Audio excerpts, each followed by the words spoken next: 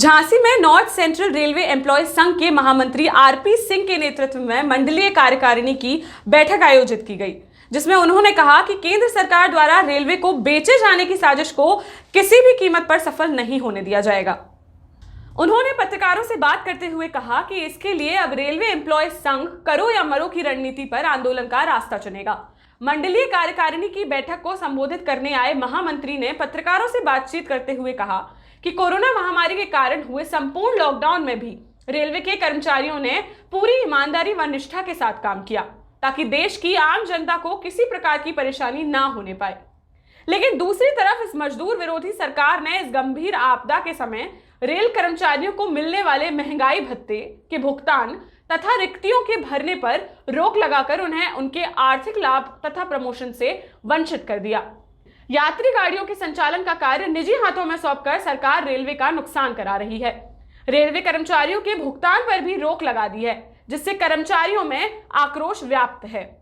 उन्होंने कहा कि वर्किंग कमेटी की बैठक में निर्णय लिया गया है कि 2 से 5 नवंबर तक संघ की शाखाओं के पदाधिकारी और प्रतिनिधि अपने अपने कार्य क्षेत्र में सरकार के निर्णय का विरोध करेंगे और 6 नवंबर को तीनों मंडल झांसी, प्रयागराज और आगरा मंडल रेल प्रबंधक कार्यालय के गेट पर जुलूस के रूप में पहुंचकर मंडल रेल प्रबंधक को ज्ञापन देंगे।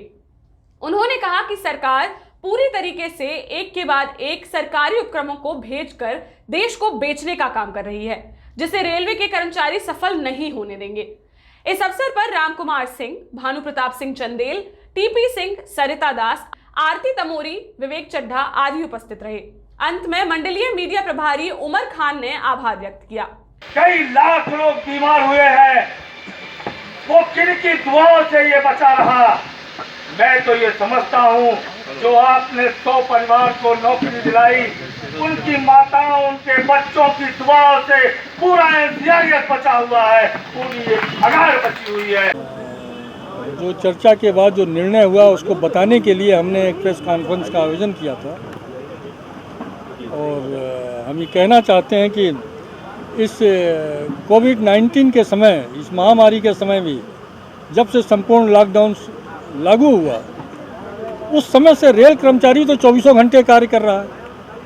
लेकिन सरकार ने जो निर्णय लिया है कि हम रेल कर्मचारियों को महंगाई भत्ते का भुगतान नहीं देंगे, पेंशनर्स को हम महंगाई राहत का नहीं देंगे,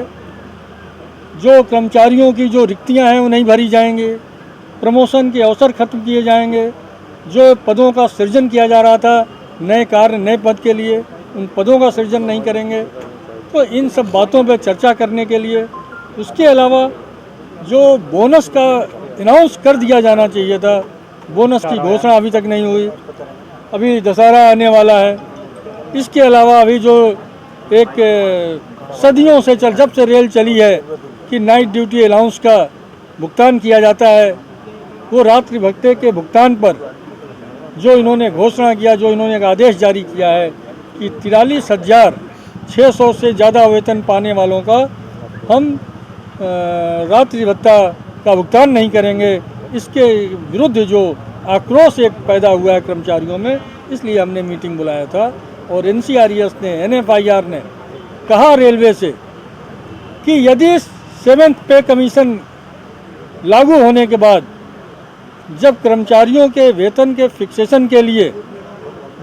2.57 का गुणांक लागू किया गया,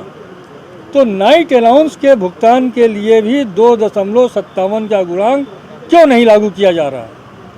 बोनस जो 79 से मिल रहा है उसका अभी तक अनाउंस क्यों नहीं किया गया। इसी तरह और भी जितने जो और क्या क्या निर्णय लिया आपने? निर्णय लिया कि हम 3 नवंबर से 6 नवंबर तक हम नॉर्थ सेंट्रल रेलवे एम्प्लॉइज संघ की एनसीआरएस की जितनी भी ब्रांचें हैं अपने अपने क्षेत्र में वो जन जागरण का अभियान चलाएंगे, प्रदर्शन करेंगी और 6 नवंबर को इलाहाबाद,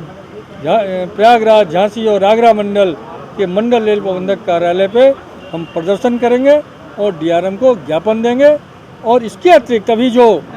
एनएफआईआर ने जो अभी कल प्रेस कॉन्फ्रेंस करके सरकार से कहा है कि बोनस की घोषणा करे, नहीं तो हो सकता है कि रेल का चक्का जाम करना पड़े, तो हो सकता है ऐसी स्थिति बने, तो एनसीआरएस ही रेल के चक्का जाम करने में सबसे आगे रहेगी। झांसी से ब्रजेश परिहार के साथ मनीष अली की रिपोर्ट।